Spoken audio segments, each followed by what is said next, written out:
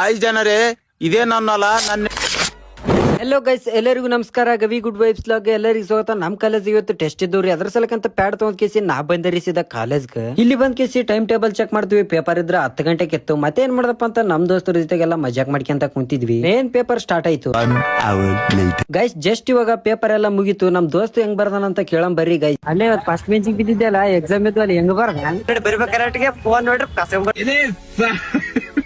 ಅದ ಫೋನ್ ಬಿಟ್ರೆ ನಮ್ ದೋಸ್ತ ದಿವಸ ನಿಂತ ಕುಂತ ನಮ್ ಪೇಪರ್ ಸಿಗಂದ್ರ ಪ್ರತಿ ಬಿಟ್ಕಿಟ್ ಬರ್ಬೇಕಂದ್ರ ಆಯ್ತ ಅದನ್ನ ಕಸಗಂದ್ರ